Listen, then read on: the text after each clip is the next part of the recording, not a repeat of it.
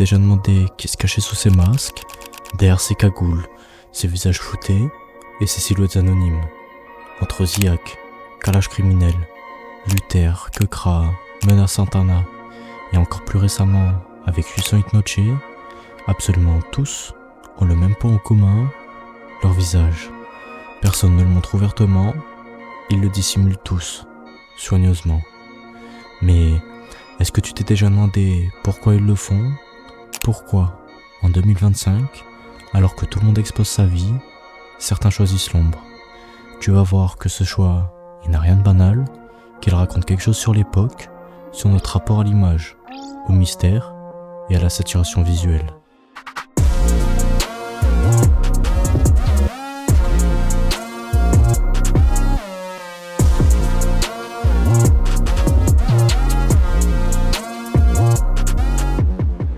Aujourd'hui, on vit dans une ère où tout est devenu contenu.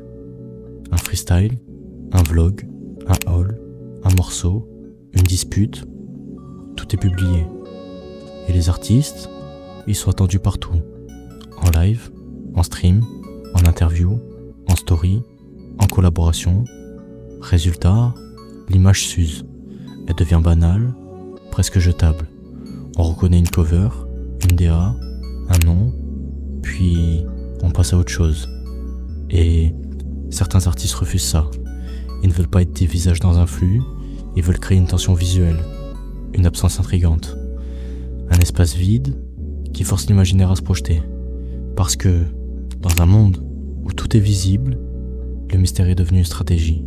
Quand Ziak débarque, personne ne sait qui il est. Cagoule intégrale, aucune interview. Voix grave, clip sombre, une DA chirurgicale.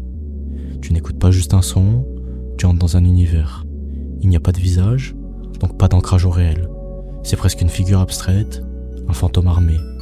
Même logique chez Kekra, Luther ou Mena Santana. Des flous artistiques, des visages toujours partiels, des silhouettes désaturées. Le mystère n'est pas un bug dans la communication, c'est la base même de la stratégie visuelle. Le flou devient un style, et le silence, lui, devient un choix narratif.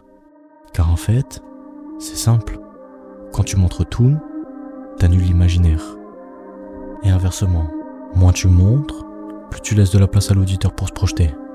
Tu ne sais pas à quoi ressemble Ziak, donc tu cherches, tu t'imagines un propre personnage.